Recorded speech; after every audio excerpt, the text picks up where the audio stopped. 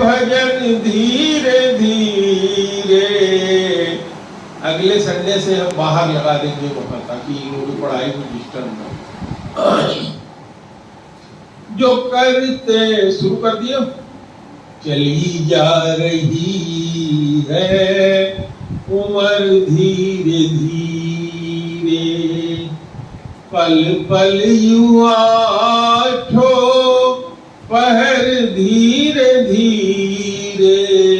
चली जा रही है उम्र धीरे धीरे। जो करते रहोगे भजन धीरे धीरे, तो मिल जाएगा वो सजन धीरे धीरे। चली जा रही है उम्र धीरे धीरे। मनोज एक कापी तुम भी ले लो। तेरे हाथ पाँव में बल ना रहेगा, झुकेगी तुम्हारी कमर धीरे धीरे। झुकेगी तुम्हारी कमर धीरे धीरे। चली जा रही है उम्र धीरे धीरे, पल पल ये आठों पहर धीरे धीरे। शिथिल अंग होंगे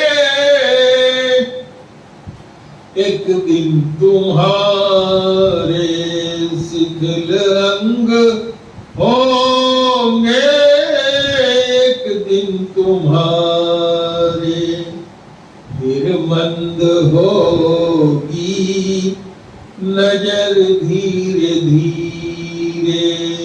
चली जा रही है उम्र धीरे धीरे। बुराई से मन को अपने हटा ले, बुराई से मन को अपने हटा ले। सुधर जाएगा, सुधर जाए तेरा जीवन धीरे धीरे। चली जा रही है उम्र धीरे धीरे। पल पल युवा ठो पहर धीरे धीरे। पल पल ये आठो पहर धीरे धीरे।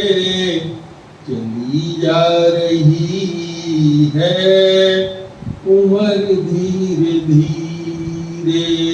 प्रेम से बोलो गुरुदेव भगवान की है।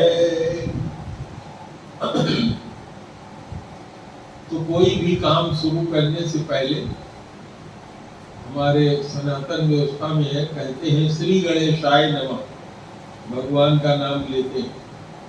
इसी तरह से कोई भी प्रवचन कुछ भी करने से पहले, बोलने से पहले भगवान का नाम स्मरण करना चाहिए। हम लोग जब से पैदा हुए हैं और जब तक ये जीवन है, ये उम्र धीरे धीरे चलती जा रही। और आप लोग जानते हैं हमारा जीवन किस चीज पे आधारित है? टोटल इस प्रकृति पे आधारित। जो ये प्रकृति है, जो सुबह होती है, शाम होती है, जिंदगी यूं ही तमाम होती है, तो हमारा जीवन इसी से जुड़ा है। दिन 30 दिन का एक महीना, 12 महीने का एक साल, और एक साल होने के बाद आदमी 1 साल का हो जाता है। और फिर कहते हैं हो गए 60 साल के, हो गए 70 साल के, कहते हैं 80 साल में चले गए। तो 60 साल तो बहुत लोग जी जाते हैं आज के समय में, लेकिन 60 से 70 में 100 में से 10 आदमी जीता है, और 70 से 80 100 में से 5 आदमी जीता है। यानी ज्यादातर 95 आदमी जो एक साथ पैदा हुए हो, तो 95 आदमी 70 की उम्र होते होते मर जाते हैं। 70 से 80 3% लोग जीते हैं, और 80 से 90 1% लोग जीते हैं। और यही 1% जो 80 से 90 जी गए, इन्हीं से संभावना रहती है कि 90 को भी पार कर जाएंगे। तो जीवन हमारा इसी प्रकृति पर निर्भर करता है। गोस्वामी जी ने क्या लिखा है? क्षिति जल पावक गगन समीरा, पंचरचित यह अधम शरीरा। एक तरफ को क्या बताया? क्षिति माने धरती, जल जल, पावक अग्नि, समीर हवा, और गगन माने आकाश। तो क्षिति जल पावक गगन समीरा पंचरचित, 5 से मिलके ये शरीर क्या है? अधम। तो इस शरीर को अधम क्यों कहते हैं? कोई बताएगा आप में से? अधम शरीर इसलिए है, अधम जो धर्म के विपरीत है उसको कहते हैं अधम। अधम माने पापी। इस शरीर को कोई सोचे कि हम धो के नहा के और किसी तरीके से शुद्ध कर देंगे तो शुद्ध होगा? नहीं। और दूसरी जगह गोस्वामी जी क्या कहते हैं? बड़े भाग मानुष तन पावा, असुर दुर्लभ यह ग्रंथन गावा। कहा बड़े भाग्य से मनुष्य का शरीर मिला है। देवता लोग भी तरसते हैं कि हमको मनुष्य का शरीर मिल जाए। दुर्लभ है, सारे ग्रंथ वेद पुराण सब कहते हैं। तो क्यों? क्योंकि हम इस शरीर से कर्म कर सकते हैं। कर्म 2 तरह के होते हैं, अच्छे कर्म और खराब कर्म। तो अच्छे कर्म क्या है? सबकी भलाई करना। अच्छे कर्म क्या है? प्रकृति के साथ रहना। प्रकृति के साथ रहने का मतलब जो जल है धरती पर उसको गंदा नहीं करना। जो धरती है इसको ऊसर नहीं बनाना। जो आकाश है उसमें इतना धुआं न फैला देना कि आकाश में हवा खराब हो जाए और लोग मरने लग जाए। पराली जलाने से सरकार ने मना किया। बोरिंग करके अपने घर का गंदा पानी जमीन के अंदर गाड़ देना, ये सब क्या है? गलत काम। और सही काम क्या है? भूखे को भोजन, प्यासे को पानी। ये काम आप करते हैं तो ये काम अच्छा होता है। तो हमको अच्छा काम करना चाहिए। इस संसार में आके 2 ही तरह के काम आप कर ही सकते हैं, या तो अच्छा काम करेंगे या फिर बुरा काम करेंगे। तीसरा काम कोई है ही नहीं। तीसरे तरह का कोई काम, मिश्रित तरह का कोई काम है ही नहीं, अच्छा या बुरा। हो सकता है कि आप दोनों काम, हम लोग दिन भर में 24 घंटे में अच्छे और बुरे दोनों काम करते हैं। कभी अच्छे काम ज्यादा कर लेते हैं और कभी बुरे काम ज्यादा कर लेते हैं। तो अच्छे और बुरे दोनों काम हम लोग करते हैं। तो हमको अच्छे काम में अपने मन को लगाना चाहिए। ये बात कौन समझ सकता है? अगर भैंस को कहो कि समझ लो तो समझेगी? नहीं समझेगी। कुत्ते को कहो कि अच्छे काम करो तो कुत्ता समझ पाएगा? नहीं समझेगा। गधे को नहला दो, चंदन लगा दो, तो चंदन लगाए रखेगा? जैसे मैं माथे पे लगाए बैठा, लेट जाएगा। जैसे चंदन लगाओगे वो जमीन में लेट जाएगा। तो ये चीज किसको समझ में आती है? मनुष्य को समझ में आती है।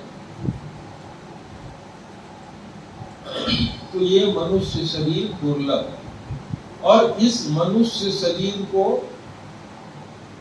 बहुत से कवियों ने इस पर कहा है। कबीर साहब ने क्या कहा है? कबीर साहब ने कहा, चादर हो गई बहुत पुरानी, अब तो सोच समझ अभिमानी। चादर हो गई बहुत पुरानी। जिसने भी इस शरीर को बनाया कोई नहीं जानता किसने बनाया। अजब जुलाहा चादर बीनी, सूत करम की तानी।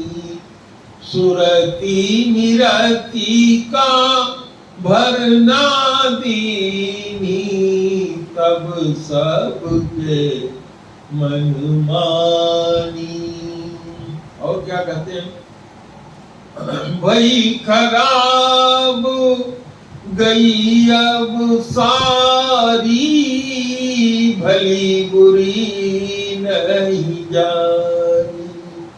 सारी उम्र ओढ़ते बीती, भली बुरी नहीं जानी। लास्ट में क्या कहते हैं?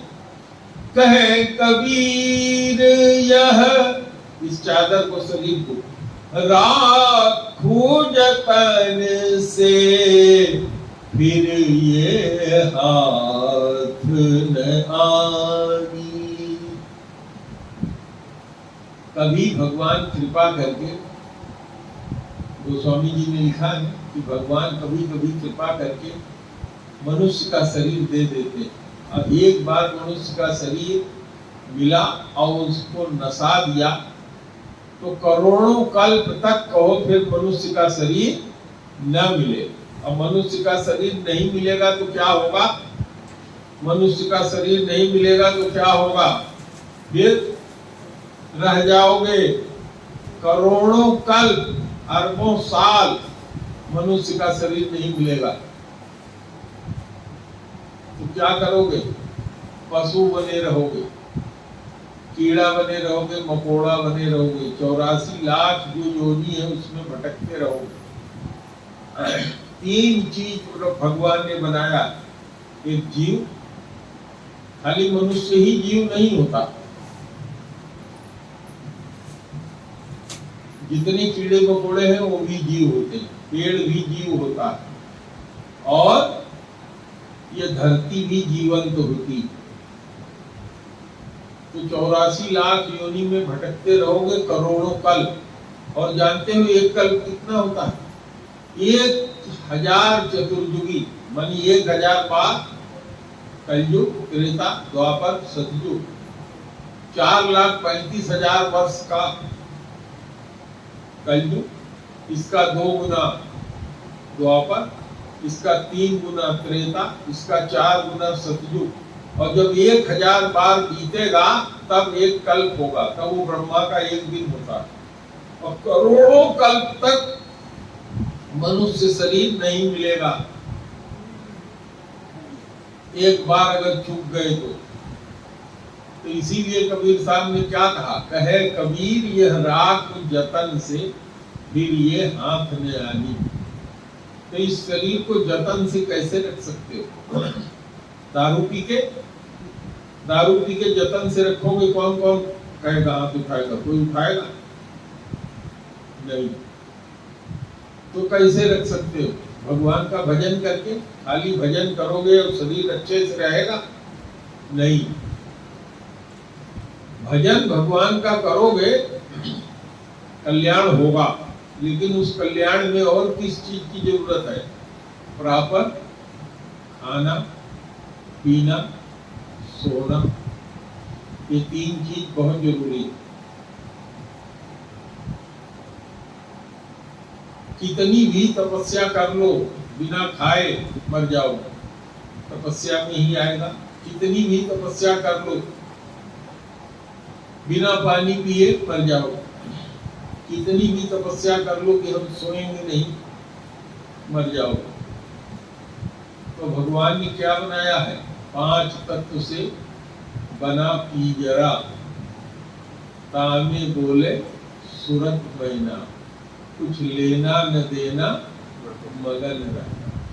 इस संसार में आ करके अच्छाई भी भोगनी पड़ती है और बुराई भी भोगनी पड़ती है।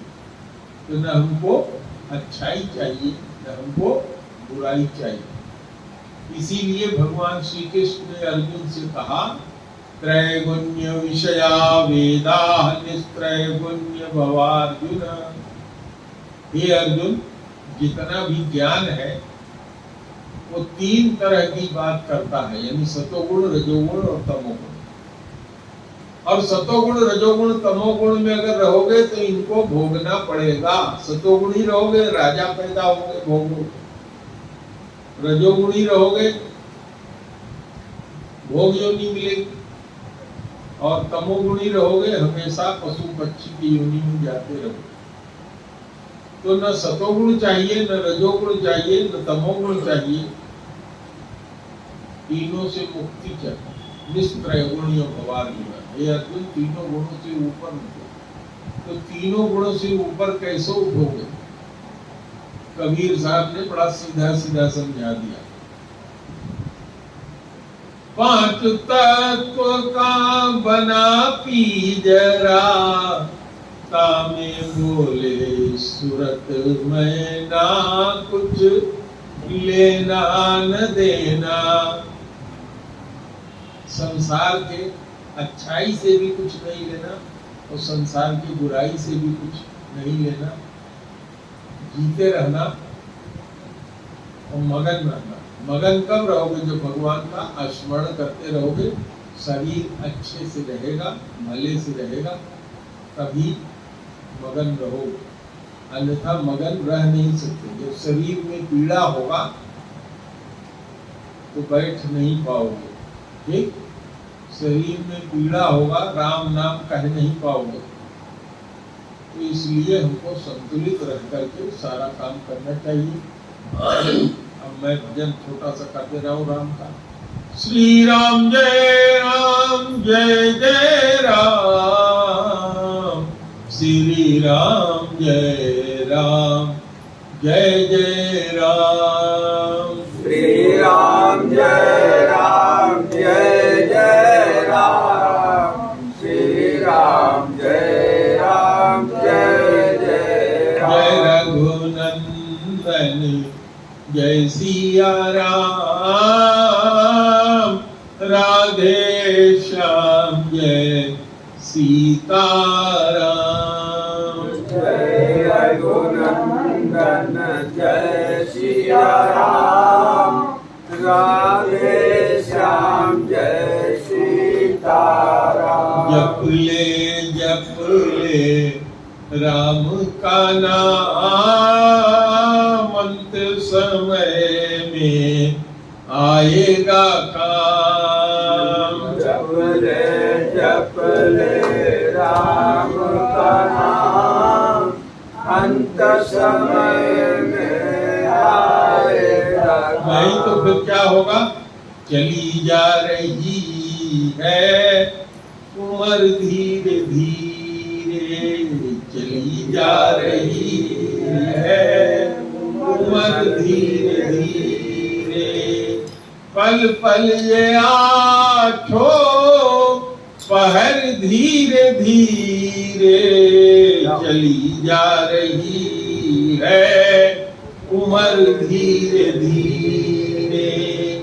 जो करते रहोगे भजन धीरे धीरे, तो मिल जाएगा वो सजन धीरे धीरे, तो मिल जाएगा वो भजन धीरे धीरे। एक बार प्रेम से बोलो गुरुदेव भगवान की जय। इसको बंद कर दो बच्चे, जानते हो, बंद कर दो, उंगली रख दो, बंद हो जाएगा बीच में।